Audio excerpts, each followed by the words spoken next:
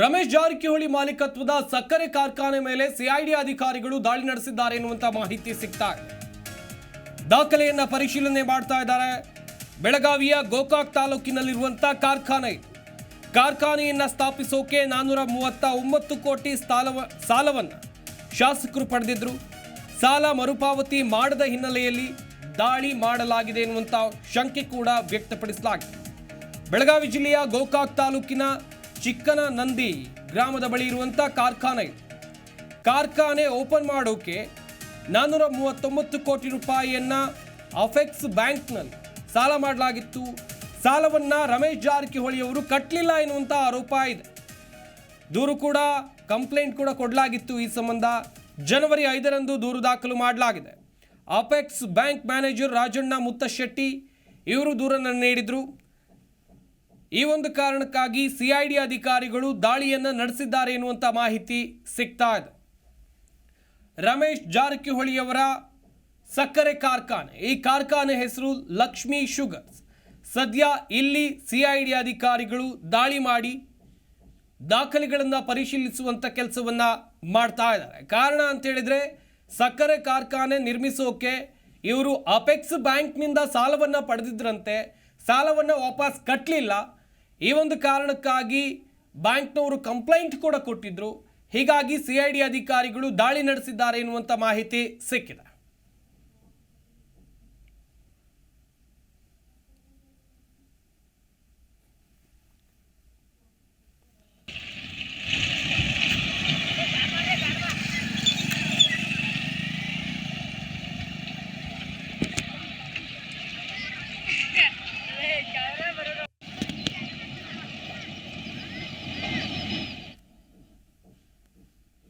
ಈ ಬಗ್ಗೆ ಮಾಹಿತಿಯನ್ನು ಕೊಡ್ತಾರೆ ನಮ್ಮ ಪ್ರತಿನಿಧಿ ಬಾಳಪ್ಪ. ದೂರವಾಣಿ ಸಂಪರ್ಕದಲ್ಲಿ ಜಾಯ್ನ್ ಆಗ್ತಾ ಇದ್ದಾರೆ. ಬಾಳಪ್ಪ, ರಮೇಶ್ ಜಾರಕಿಹೊಳಿ ಅವರ ಮಾಲೀಕತ್ವದ ಸಕ್ಕರೆ ಕಾರ್ಖಾನೆ ಮೇಲೆ ದಾಳಿ ಆಗಿದೆ ಎನ್ನುವಂಥದ್ದು ಗೊತ್ತಾಗ್ತಾ ಇದೆ. ಯಾವ ರೀಸನ್ ಅಲ್ಲಿ ಇಲ್ಲಿ ಸಿಐಡಿ ಅಧಿಕಾರಿಗಳು ದಾಳಿ ನಡೆಸಿದ್ದಾರೆ? ಸಂಪತ್ ಕುಮಾರ್, ಏನಂದ್ರೆ ಬೆಳಗಾವಿ ಜಿಲ್ಲೆ ಗೋಕಾಕ್ ತಾಲೂಕಿನ ಚಿಕ್ಕನಂದಿ ಎಂದೇ ಶುಗರ್ ಫ್ಯಾಕ್ಟರಿ ಇದೆ. ರಮೇಶ್ ಜಾರಕಿಹೊಳಿ ಅವರ ಮಾಲೀಕತ್ವದಲ್ಲಿ ಒಂದು ಶುಗರ್ ಫ್ಯಾಕ್ಟರಿ ಇದೆ. ಆ ಫ್ಯಾಕ್ಟರಿ ಮೇಲೆ ಏನು ಏಕಾಏಕಿ ಸಿಐಡಿ ಅಧಿಕಾರಿಗಳು ದಾಳಿ ಮಾಡ್ತಾರೆ. ಯಾಕಂದ್ರೆ ಏನು ಅಪೇಕ್ಷಾ ಬ್ಯಾಂಕ್ ನಲ್ಲಿ 406 ಕೋಟಿ ಸಾಲ ತೆಗೆದುಕೊಂಡು ಏನು ಒಂದು ಕಾರ್ಖಾನೆಯನ್ನು ಕಟ್ಟಿರ್ತಾರೆ. ಆ ಸಾಲವನ್ನು ಮರುಪಾವತಿ ಮಾಡದ ಕಾರಣಕ್ಕಾಗಿ ಸಿಐಡಿ ಅಧಿಕಾರಿಗಳು ಮತ್ತು ಬ್ಯಾಂಕ್ ಮ್ಯಾನೇಜರ್ ಸೇರಿದಂತೆ ಫ್ಯಾಕ್ಟರಿಗೆ ಬಂದು ದಾಖಲೆಗಳನ್ನು ಪರಿಶೀಲನೆ ಮಾಡ್ತಾರೆ. ಪರಿಶೀಲನೆ ಮಾಡಿ ಏನು ಅವರ ಮಗ ಇರ್ತಾರೆ ಸಂತೋಷ್ ಜಾರಕಿಹೊಳಿ ಇರ್ತಾರೆ. ಸಂತೋಷ್ ಜಾರಕಿಹೊಳಿ ಅವರಿಗೆ ಈ ಫ್ಯಾಕ್ಟರಿ ನೋಡ್ಕೊಳ್ತಾ ಇದ್ದಾರೆ. ಇದೇ ಸಂದರ್ಭದಲ್ಲಿ ದಾಖಲೆ ಪರಿಶೀಲನೆ ಮಾಡಿ ಅವರು, ಯಾಕಂದ್ರೆ ಈಗ 406 ಕೋಟಿ ಸಾಲ ತೆಗೆದುಕೊಳ್ಳೋದು ತೀರಿಸಬೇಕಂತ ನೋಟಿಸ್ ಕೂಡ ಜಾರಿಗೆ ಮಾಡ್ತಾರೆ. ಅದಕ್ಕೆ ರಾಜ್ಯ ಸರ್ಕಾರ ಏನ್ ಮಾಡಿದೆ ಅಂದ್ರೆ ಸಿಐಡಿ ಅಧಿಕಾರಿಗಳಿಗೆ ಇದನ್ನು ಒಪ್ಪಿಸಿದೆ. ಈ ಕೇಸನ್ನ ಸಂಬಂಧಪಟ್ಟಂತ 406 ಕೋಟಿ ಅಪೆಕ್ಸ್ ಬ್ಯಾಂಕ್ ನಲ್ಲಿ ಸಾಲ ತೆಗೆದುಕೊಂಡದು ಮರುಪಾವತಿ ಮಾಡದ ಕಾರಣಕ್ಕಾಗಿ ಸಿಐಡಿಗೆ ಕೇಸ್ ದಾಖಲಿಸಿ ಪರಿಶೀಲನೆ ಮಾಡೋಕೆ ಒಂದು ಅವಕಾಶ ಮಾಡಿಕೊಟ್ಟಿದ್ದಾರೆ. ಯಾವ ತರ ಇವರು ಫ್ಯಾಕ್ಟರಿ ಲಾಸ್ ಅಲ್ಲಿ ಇದೆ ಅಥವಾ ಲಾಭದಲ್ಲಿದೆ ಅನ್ನೋ ಒಂದು ದಾಖಲೆಗಳನ್ನು ಪರಿಶೀಲನೆ ಮಾಡುವ ನಿಟ್ಟಿನಲ್ಲಿ ಸಾಗ್ತಾರೆ ಸಿಐಡಿ ಅಧಿಕಾರಿಗಳು. ದಾಖಲೆ ಪರಿಶೀಲನೆ ಮಾಡಿ 4 ವಾಹನಗಳ ಮೂಲಕ ಅಧಿಕಾರಿಗಳು ಒಂದು ಪರಿಶೀಲನೆ ಮಾಡುವಂತ ಕೆಲಸ ಮಾಡ್ತಾರೆ. ಸಂಪತ್ ಕುಮಾರ್, ಬಾಳಪ್ಪ, 439 ಕೋಟಿ ಸಾಲವನ್ನ ಪಡೆದಿರೋದಿಲ್ಲ. ಇದರಲ್ಲಿ ಒಂದು ಕಂತನ್ನ ರಮೇಶ್ ಜಾರಕಿಹೊಳಿ ಅವರು ಕಟ್ಟಿರ್ಲಿಲ್ವಾ, ಹೇಗೆ? ಸಂಪತ್ ಕುಮಾರ್, ಏನು ಸ್ವಲ್ಪ ಅಮೌಂಟ್ ವಾಪಸ್ ರಿಟರ್ನ್ ಕಟ್ಟಿದ್ದಾರೆ. ಇನ್ನೂ ಕಟ್ಟಬೇಕಾದ ಏನು 439 ಕೋಟಿಯಲ್ಲಿ ಒಂದು ಸ್ವಲ್ಪ ಕಟ್ಟಿದ್ದಾರೆ. ಇನ್ನೂ ಕಟ್ಟಬೇಕಾದ ಬ್ಯಾಲೆನ್ಸ್ ಗಳನ್ನು ಕಟ್ಟಿಲ್ಲ. ಅದೇ ಕಾರಣಕ್ಕಾಗಿ ಸಿಐಡಿ ಅಧಿಕಾರಿಗಳು ತಮ್ಮ ಒಂದು ತಂಡವನ್ನು ರಚನೆ ಮಾಡಿಕೊಂಡು ಬಂದು ಸಿಐಡಿ ಅಧಿಕಾರಿಗಳು ಏಕಾಏಕಿ ಏನು ಸೌಭಾಗ್ಯ ಫ್ಯಾಕ್ಟರಿ ಸಕ್ಕರೆ ಕಾರ್ಖಾನೆ ಮೇಲೆ ದಾಳಿ ಮಾಡುವಂತ ಕೆಲಸ ಮಾಡ್ತಾರೆ. ಅಲ್ಲಿ ಸೂಕ್ತವಾದ ದಾಖಲೆಗಳನ್ನು ಪರಿಶೀಲನೆ ಮಾಡ್ತಾರೆ.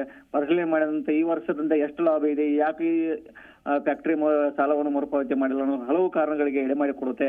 ಯಾಕಂದ್ರೆ ಇನ್ನೂವರೆಗೂ ಅಪೆಕ್ಸ್ ಬ್ಯಾಂಕ್ ನಲ್ಲಿ ತಗೊಂಡಂತ ಸಾಲವನ್ನು ಮರುಪಾವತಿ ಮಾಡದ ಕಾರಣಕ್ಕಾಗಿ ಏನು ಸಿಐಡಿ ಅಧಿಕಾರಿಗಳು ರಾಜ್ಯ ಸರ್ಕಾರ ಆದೇಶ ಮೇರೆಗೆ ಒಂದು ದಾಳಿ ಮಾಡುವಂತ ಕೆಲಸ ಮಾಡ್ತಾರೆ. ಸಂಪತ್ ಕುಮಾರ್, ಬಾಳಪ್ಪ, ಇಲ್ಲಿ ರಮೇಶ್ ಜಾರಕಿಹೊಳಿ ಅವರಿಗೆ ಮೊದಲು ಸಾಲ ಕಟ್ಟಿರೋದಕ್ಕೆ ನೋಟಿಸ್ ಕೊಡುವಂತ ಕೆಲಸವನ್ನ ಅಪೆಕ್ಸ್ ಬ್ಯಾಂಕ್ ಅವರು ಮಾಡಿರ್ಲಿಲ್ವಾ? ಏಕಾಏಕಿ ದಾಳಿ ಮಾಡಿದ್ರ ಹೇಗೆ?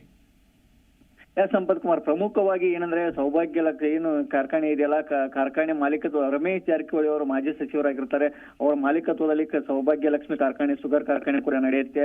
ಅವರಿಗೆ ಈಗಾಗಲೇ ಲೀಗಲ್ ಆಗಿ ಏನು ಅಪೇಕ್ಷಾ ಬ್ಯಾಂಕ್ ನ ನೋಟಿಸ್ ಕೂಡ ಕಳಿಸಿದ್ರು. ನೋಟಿಸ್ ಕಳಿಸದೆ ಏನು ಅದಕ್ಕೆ ಡೋಂಟ್ ಕೇರ್ ಅನ್ನೋ ತರ ಈ ತರ ಮಾಡಿದ್ದಾರೆ. ಅದೇ ಸಂಬಂಧಪಟ್ಟಂತೆ ಅವರು ಪ್ರಕರಣ ಸಿಐಡಿ ಒಂದು ಪ್ರಕರಣ ಕೂಡ ದಾಖಲು ಮಾಡ್ತಾರೆ. ರಾಜ್ಯ ಸರ್ಕಾರಕ್ಕೆ ಮನವರಿಕೆ ಮಾಡ್ಕೊತಾರೆ. ಏನು ಬ್ಯಾಂಕಿನವರು ಇಷ್ಟು ಸಾಲ ಕಟ್ಟಿಲ್ಲ, ಮಾಜಿ ಸಚಿವರು ರಮೇಶ್ ಜಾರಕಿಹೊಳಿ ಅವರು ಸಾಲ ಕಟ್ಟಿಲ್ಲ ಅಂತೇಳಿ ಮನವರಿಕೆ ಮಾಡ್ಕೊಂಡಾಗ CID ಅದನ್ನ ಕೇಸನ್ನು ಒಪ್ಪಿಸ್ತಾರೆ.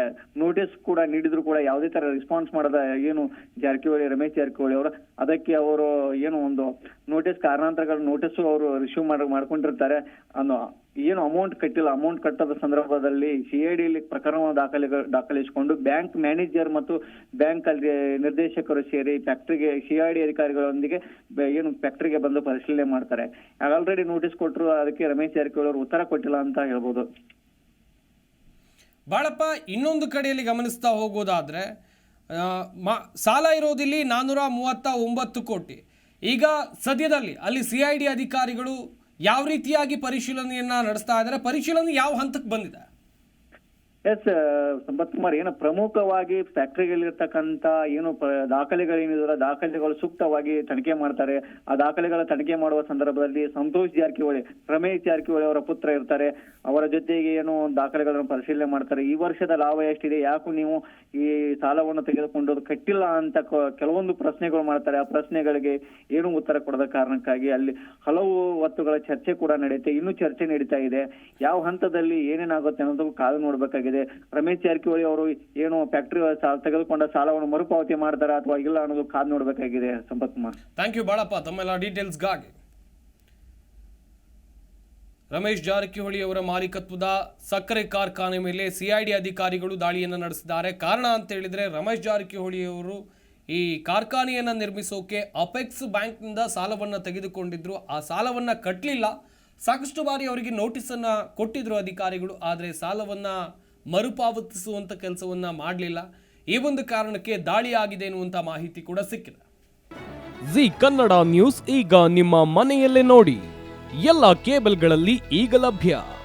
ಸನ್ Direct 292, Jio TV 1334, U digital 162, city cable 51, GTPL 17, Abhishek cables 821, rock line telecommunication 51, Shri Basaveshwara number 60, Vinayaka digital number 53, in digital number 896ರಲ್ಲಿ. ನಿಮ್ಮಿಷ್ಟದ ಜಿ ಕನ್ನಡ ನ್ಯೂಸ್ ನೋಡಿ ಆನಂದಿಸಿ.